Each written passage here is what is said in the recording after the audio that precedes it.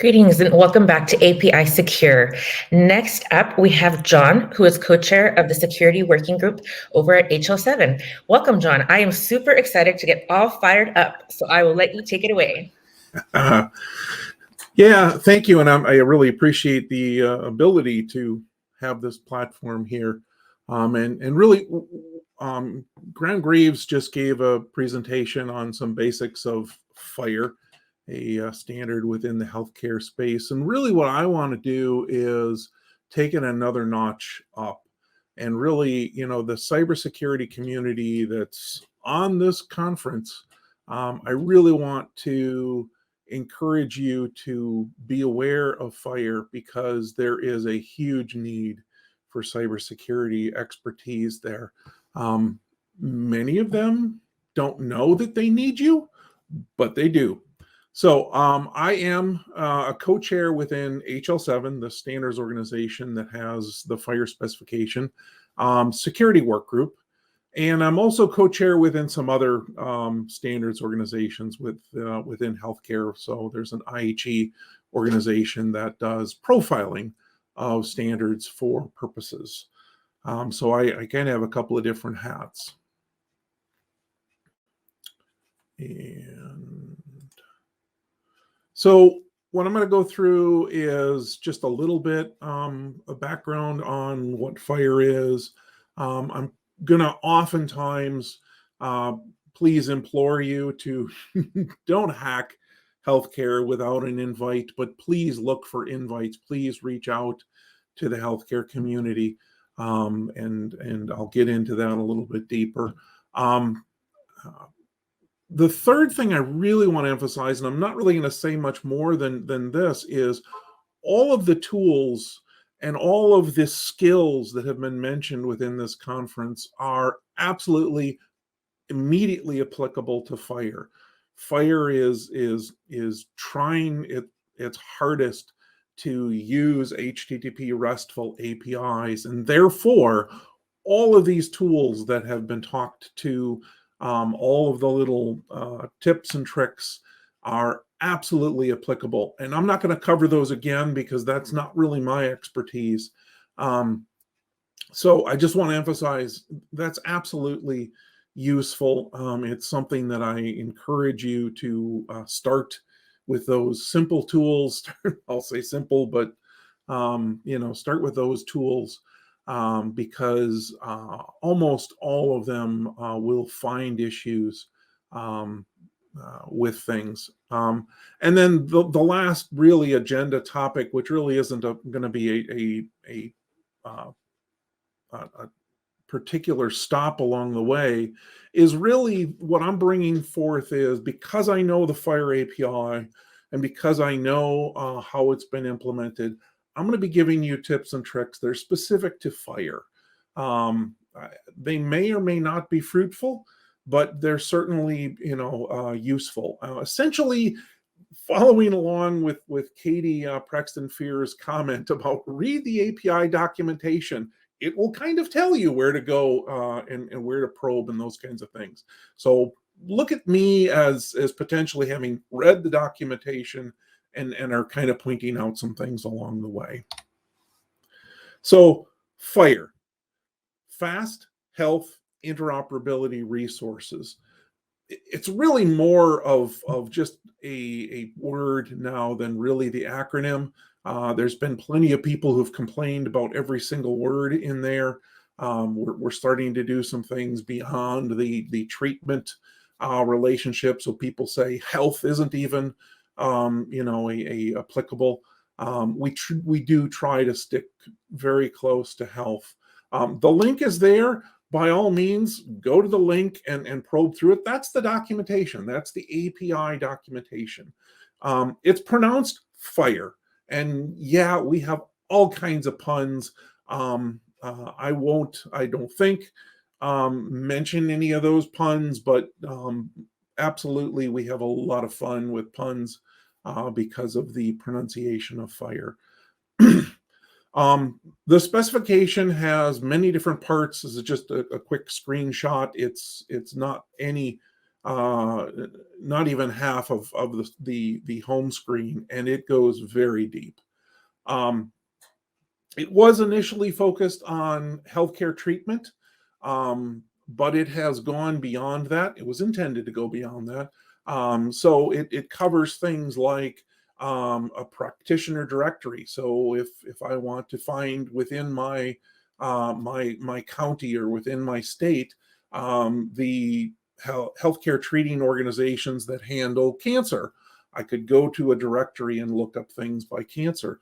In that way, some of these other use cases really don't have security issues. They don't have privacy issues. It certainly should be read-only information. So that's another reason why some of the security aspects are intended to be a layer. I heard Graham saying that security isn't defined. Well, it's kind of defined more as a layer than as a edict about how to do it. We're bringing in other use cases around healthcare billing. We're bringing in other use cases around home devices, blood pressure cuffs, other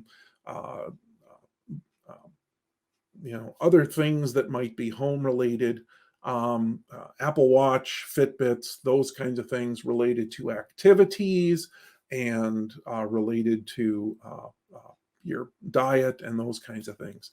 All of that information is intended to have a relationship to healthcare. So that's why it's seen within the scope. And then we also have use cases around, well, how do I harvest that data in order to do reporting of outbreaks or reporting of hospital bed usage in order to deal with things like natural disasters that need hospital bed availabilities. So we have those kinds of use cases too. So this expansion is really a factor in this outreach of hey, we have some security consulting opportunities. FHIR is primarily RESTful, primarily therefore it's HTTP CRUD, create, read, update, delete. We require servers to support both JSON and XML encoding. JSON is clearly the one that is dominating most discussions, but there's still plenty of people who prefer XML. We have a few other forms in there as well that may not be quite as obvious and therefore might be opportunities. So keep in mind that's part of it. But we do try to stick as close to the HTTP RESTful principles as we can. And where we haven't, it's because we've had good reason. And there are plenty of places where we have deviated off of RESTful. FHIR is a definition of a standards API, but it is not an implementation of that standards API. There are many open source implementations. There are many proprietary implementations. One of them, called Happy, is considered one of the reference implementations. So there you can get a hold of an implementation of a server, you can get a hold of an implementation of a client and pick them apart to understand how it's intended to work, so you can figure out how to go beyond that. So FHIR, we do tend to try to do whatever we can to enable security and privacy, and the graph on this page is found on that home page. It takes you to the security specific things. As I said, we based on HTTPS, hopefully, RESTful, JSON, and OAuth. We do indeed use OAuth as much as we can. There are some other mechanisms in FHIR for putting together a document that might be carried via any kind of file system or document sharing infrastructure. We have mechanisms for push-based messaging. We have mechanisms in here for subscriptions. And so there's a lot of mechanisms in here. The specification is intended to be well defined so that you can receive something that says it is a fire object, and you can be sure, you can check the structure. So we even provide a Java-based structure validator. There are vendors who provide other validators. So right off the bat, when you deal with this, well, don't just simply trust the data that you've received.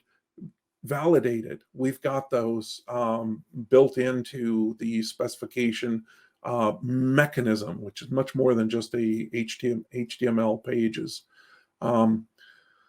This input validation clearly is important, but it's also not exactly enough. So we also have built into the specification a concept of being able to write test scripts that could be used potentially in continuous test and integration. We have a concept called an implementation guide, which is using instrumentation from Fire to define a particular use case specialization that says, okay, you're going to take this particular resource, you're going to constrain it this particular way because this is for government reporting purposes. That implementation guide also uses the same validator mechanism, includes the same mechanisms for checking the data. So we're trying really hard to bake into the specification these input validations, input specializations. As I pointed out before, the model was originally very focused on clinical practice and the classic needs of healthcare, but we've certainly gone beyond that into things like directories and vocabulary and a bunch of other things. Again, Fire is a API specification. It's not an implementation. Therefore, we try to enable security and privacy, but it's up to implementations to actually make that happen. So going a little bit deeper into privacy and security, Graham actually mentioned this, but essentially baked into the model, all resources have in a well-placed spot a place for security tags and a vocabulary that could distinguish, oh, this object has just normal healthcare information, or this object has mental health information in it, or this object has sexual health information in it. Therefore, you can distinguish the data just by looking at this one particular place within the resource. So you don't really have to understand the resource content, but understanding the resource content is also available too. As part of the RESTful design, we do take on the concept of compartments. We have both compartments at the RESTful level, but we also have compartments when it comes to security compartments. So again, we've got enablement here.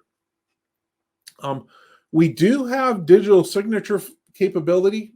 Graham mentioned it's really not that well matured yet, primarily because digital signatures are always wanted, but as soon as implementations realize the nature of supporting validating a digital signature 20 years from now, it becomes less and less critical. But we do expect that digital signature mechanism will evolve. The signature mechanism supports electronic signatures as well. So did they check the box? Yeah, they checked the box. Okay, therefore we'll say they checked the box here, and it's just an electronic signature. We have a consent resource that supports consents and dissents and conditions. So yes, share my data, but not with Dr. Bob, or Dr. Joe can see my mental health data, but no one else can. Those kinds of things are supported as far as capturing the rules. Again, you have to have an implementation of an access control system that uses those rules to enforce them. So again, implementation is key here. Graham mentioned break glass. Break glass is really a mitigation to the availability risk in security. So, making data available when it is appropriate. Within healthcare, there's concern that a blocking of data might be inhibiting the best patient care. So break glass is usually a policy concept where clinicians are given the right to break glass. Other clinicians aren't given the right to break glass. But when you do break glass, generally the policy says, well, we're going to look at what you did and why you did it and do remediation after the fact. We also have baked into the FHIR a provenance resource and an audit event resource to promote transparency and traceability. And we are working on a permission resource to deal with when you need to encode a rule that isn't really directly a consent, but it's a rather similar thing. Like, okay, I'm giving you this data, but you need to dispose of it after 72 hours or what have you. So these 2 pages are really about what did we bake into the specification and why did we bake it in there? We baked it in there to enable security and privacy, but there is no mandate that you use these. There's no mandate that you create an implementation that does things in a particular way. There are some implementation guides to something I mentioned earlier that are defining specific ways to do that. But again, it's implementations that are important. So, the healthcare IT market, just kind of given a little bit of take a step back, this standards-based API is new. We've actually been working on it 10 years, but to the actual healthcare market, it's very new. Healthcare is tending to use our previous flavors of standards, especially from HL7, but also a sister standards organization, DICOM, that deals with imaging. Those older standards are, getting harder and harder to support. So moving to FHIR is seen as a real benefit. The big benefit is all the tools you guys have for testing security, but also all of the tools there are for dealing with HTTP RESTful APIs and JSON and the like. So really FHIR is seen as a big boon from that perspective. We are taking a approach that we're only going to put into FHIR what is common practice, and the things that are unusual are dealt with within the standard through something called extensions, which are well-defined ways to do something more than the core defines. So extensions are available. Extensions might be someplace that one might look. Extensions are a way to add something to any resource that did not exist before, and therefore I could add an extension that is humongous, or I can add an extension that carries some payload. So keeping track of whether an extension is legitimate or not is an important implementation detail. Going back to the validators that I mentioned before, you can specify in your validator, we support these 4 extensions, but no more. So again, the validator can help, but if you don't configure it that way, it can't.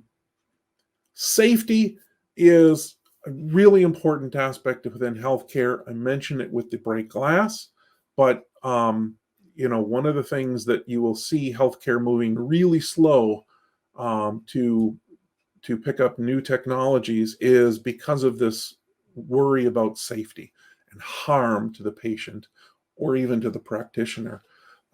So we worry very much about corruption of data. We worry very much about provenance of data. We worry very much about accuracy. Privacy is another factor in healthcare market, and it is we like to say special, but quite literally, if your health data are exposed, that's not a revocable thing. We can't just give you a new credit card number and go, yep, no problem. Here's a new credit card number. The old one we will reject from this point forward. No, you're actually exposing that, this patient has HIV or this patient has mental health issues. That exposure is not revocable. So we try very hard to be conservative about where these data go. And therefore, privacy is a big point, and you'll see privacy come up in slides in the future, because privacy is an aspect of exposure that we really need help working through. The classic healthcare IT has been the hospital or even the clinic. The clinics tended to deal still with paper. Hospitals tended to deal with their proprietary humongous systems that are based on, something like Nonstop or, some of these old databases.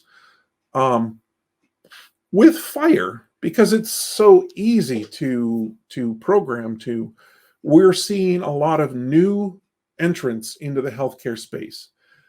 Not necessarily entrants trying to push out the EHR, the electronic health record vendors, but really saying, hey, wait a minute, this fact that the patient wants to track their blood pressure at home creates an opportunity that never existed before. And the fact that we can report that electronically, as opposed to them writing it onto a piece of notebook paper and bringing it to their doctor, this is an opportunity. So there's lots of new opportunities that are coming in. These new entrants don't really understand those previous concerns about safety and privacy. They do tend to follow the move fast and break things. Well, you break things in healthcare and you potentially hurt a patient, potentially kill a patient. You potentially expose private information that can't be revoked. So some of these new entrants are really some of the concerns. And the Alyssa's report from 2021 really, I think, found that in spades. She did find that the EHR vendors were well protecting, but that these new entrants that she looked at, they were the ones that were doing things like downloading all of the patient's data in the whole database of patients to that particular patient's system, and just presuming that the client side will ignore the 1,001 other patients' data that it has, or not checking tokens and the like. Indicated before, there's lots of open source in this space. The specification itself, within HL7, we're managing these specifications using GitHub, using open tools. So we're a very open source focused environment. There's also many sandboxes out there. If you look for FHIR Sandbox, you will find many. These are the various vendors or implementers of servers. There's even some clients that have said, hey, we're willing to stand up a system to allow people to play around with it, because we're really in that early days. Again, please be ethical. Don't be abusing these sites without permissions.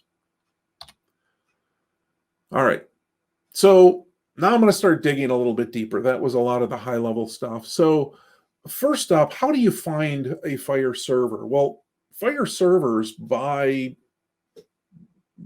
the specification, have to publish a metadata endpoint. And if you do a get on the metadata endpoint, you will get back a Fire resource called a capability statement. That capability statement is a well-formed object that we've defined. And inside of there, it tells you what parts of Fire are supported by this server.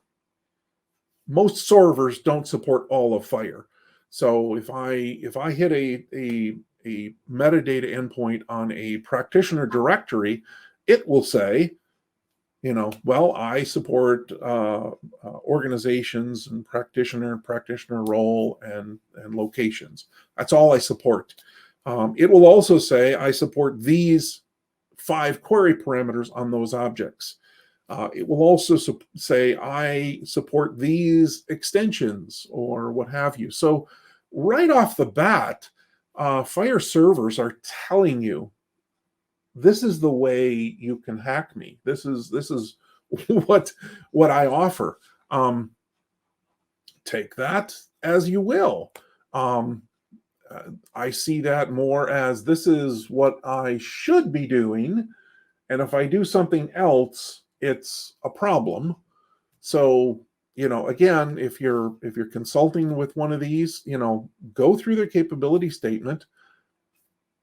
Make sure that they are doing what they say they're going to do. Make sure they're not doing anything else. So again, this is right here in front of you as far as what is in there. And again, the capabilities is within the Fire specification on the http.html hash capabilities. All right. So from a more classic perspective, we have profiled OAuth for the use with Fire. We have the specification called Smart App Launch. The Smart App Launch has profiled OAuth. It has defined specific ways to utilize OAuth. I'm not going to be, giving a tutorial on OAuth, but potentially some things you might want to look for. Within there is a definition of scopes, the OAuth scopes, and they are based on patient or user or system, the Fire resource type, create, read, update, delete, and da. So a well-formed scope defined. What happens when you do something else? Or what happens when you ask only for read access, but you're able to do creates? Again, something that Alyssa's research found. She was a patient, and she was able to change her medical record. Often, the systems use OpenID Connect for user authentication. Not always. There are some systems that have already user identity systems, because in healthcare we do really need to have a high level of assurance that this is the particular individual. So there are mechanisms that have been used to improve the level of identity assurance. But essentially, again, it's another opportunity. Maybe the system doesn't intend to support OpenID Connect. Well, does it actually? The app authentication tends to be client ID and password. But we're trying to move the community more towards certificate-based application registration. This is a positive move, but it's a move that's going to take a while. And then commonly CORS is enabled because there was a lot of early on concern that just turn CORS on. It gets rid of that problem. And I really don't know that there is good management of cores versus many people who just simply turn it on and leave it as that way. OAuth abuse has been the classic opportunity for abuse, using tokens for reasons that they were not intended to be used for, using them beyond expiration. So all of the things that you heard in the other talks about OAuth absolutely apply to the use of OAuth with FHIR implementations. And it's really, the place that needs to be improved. And I was really excited to hear earlier today about the tools that are coming out that can help test systems. So now let's go just, into the FHIR specification itself. Obviously, because it's based on create, read, update, delete, abuse that. But we have some search parameters that are potentially more powerful than your common search parameter. We have this search parameter called include and reverse include, which tell a server, you're going to give me these particular resources, but if they refer to some other resource, bring me those too. That would be include. Reverse include is, well, give me these resources, and if anything points at them, give me those too. So again, include and reverse include might give you data that you shouldn't have had authorization to get. Summary and history, they're probably not too unlikely, but let's just imagine that there is some element level protection, and the summary included those element level protections, but the summary mechanism didn't filter them out. So again, that's some things that are potentially available for more abuse. Typical things like total, typical things like paging. We have those. We have particular parameters. We have query and filter, which are complex search mechanisms. Again, anytime you get something complex, there's an opportunity for someone to have not really implemented all of the complexity. And then last, there is a patient parameter or a subject parameter in some cases. That is, who is the patient that you're interested in? Well, play with that. If you were given a token to get your own data, well, what happens if you add one to the patient ID that you've been given? Do you get some other data, or is it rejected? Obviously, any kind of ID abuse, that can be true for even lab results. It was one thing that Alyssa did in her research is she got a nice lab result, and then she said, gee, I wonder if I just increment this ID by one, will I get something else? And sure enough, she got a lab result for a totally different patient. So abusing the ID is clearly, motherhood and apple pie. We do have data types. And obviously, if the data type says it's an integer and you put something not integer like in there, well, that's an abuse of data types. We do have an HTML data type, and we do have a constrained HTML that's supposed to be in there. Does the server actually make sure that it is the constrained HTML? Does a client just simply trust the data that was sent to it as being the constrained HTML? Or, is there a way to inject some JavaScript into an HTML element and have a client render it and therefore run JavaScript? So these are some things that are opportunities. Already addressed the, you've been given read only and you're able to write. So not going to go deep into these, but by the way, FHIR has defined a GraphQL mechanism. So it's a very powerful mechanism. There's plenty of use cases within healthcare that want to use GraphQL, but has that GraphQL been constrained well enough? And has the implementations implemented those constraints? So I'm not even going to try to go into, what are the areas in which GraphQL could be abused. I'm just going to say it's in there. Bulk data access is not a whole lot different than the previous, searching mechanism, but the difference is that the data that comes back is not constrained to any particular size. So if you, with bulk data access, it was designed for things like an authorized research project saying, give me all patients who have pancreatic cancer and all of the data related to it. So that would be best streamed as a huge stream of data. That's what bulk data is there for. It is supposed to be an authorized request.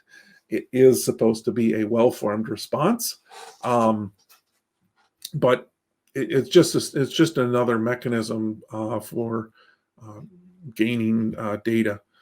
We also have operations, and operations are where somebody has a need, a use case that the create, read, update, delete mechanism is too awkward for. Maybe it's because they want to impose some kind of additional checks and balances on the server. Maybe it's because they want to give some more freedom on the client. But operations are another opportunity for abuse. But again, operations actually might be more well behaved because the behavior of an operation is defined. Then again, maybe you could create your own operation and see what happens. Operations are actually intended to be something that I can load an operation into a server. Most servers won't accept them because the operation language is more complex than they want to deal with. But those are just some additional opportunities. And then I think this is mostly last, privacy principles are another opportunity to look for. Is the system keeping with the privacy principles that are posted for this server? Are they keeping to the consents that they've captured? Are they tracking access, use, and disclosure? Are they making those accesses available to the patients? Are they doing regular audit log analysis and addressing inappropriate access? These are a lot of policy space things. Are they detecting these abuses in real time? And are they potentially maintaining the data beyond its appropriate data life? We've certainly seen some exposures lately of some patient data that was many, many years beyond the death of the patient.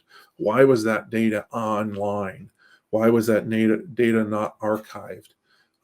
So, there's those kinds of principles. So that's what I have. Open for questions. I'm always available on Gmail. I'm on many of the social medias, and my blog is also quite available. And if you ask me a question, more than likely it will end up as a blog article. Thank you so much, John. That was very informative. I think we have a question which is sort of worded as a statement. So, capability statement documents. What parts of the FHIR API are implemented?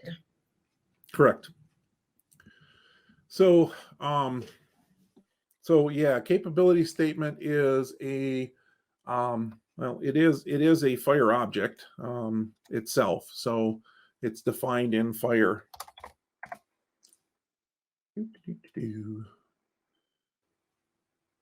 So there's this resource called a capability statement that explains what the server supports, who to contact, those kinds of things. Down here is a repeating section of what resources are supported, in addition to what messaging or documents are supported. So it's essentially a way to see what does this server support. The capability statement resource actually has a dual purpose in that it's available for defining a specification. So an implementation guide would have a capability statement to say this is what a server should support, whereas an instance says this is what my server does support. So in the specification, we've got examples. So if you wanted to see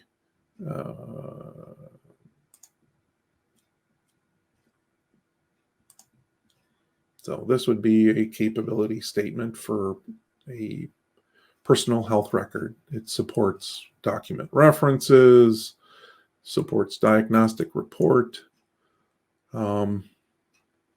Within document reference, it supports these search parameters. So you can kind of see how it lays right out there for you. You know, what you should be able to find is available at this endpoint. Thank you. So I have to admit, I took a little cheat and looked over at your blog. It's quite robust. Do you want to point our attendees to anything in particular? I know there's a lot of links, but it looks very, again, robust. Yeah. In any direction there. So I do have I do have things broken down into whether they're fire relevant or they're, you know, other topics specific. So I do have a fire relevant section. So I don't know that I've refreshed this page in a bit, but you can see I've been doing this for many years. And yet, you know, I think just last week, I found a reason to point people at something from 2016. So one of the reasons I do this is because oftentimes what I explain to somebody as this is how you solve that is usable for other purposes. Awesome. But yeah, actually Graham mentioned this one today, in that the fire specification has a mechanism by which you can tag data as being test data. This uses that security tag. And just out of curiosity, is this a resource that you think pen testers can easily access or know that is readily available to them? Should be. Cool. Yeah. I guess the one thing I could point at is this article here.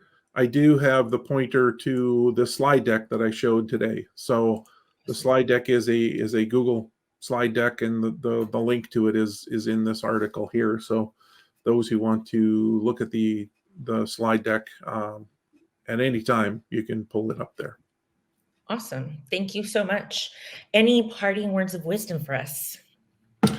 Oh, please use the tools and process you got, because the healthcare community really doesn't know these tools and really doesn't know your process. And we need to bring these two groups together, because the healthcare community is learning that security is hard, but you know, healthcare is hard too. So you know, we really need to work together. And that's why, you know, Graham and I have been working with Alyssa for 2-3 years now. And it's why we continue to come together, because we both, all of us, totally believe that bringing these two communities together is the right thing. Well, being on the patient side, we definitely appreciate that. So thank you for all of the work that you're doing in this area. It does not go unnoticed by all of us. So thank you again for your time. Thank you, everybody, for joining the session. We look forward to closing out with Alyssa, but thank you again, John, for firing us up. This was a great presentation. Thank you.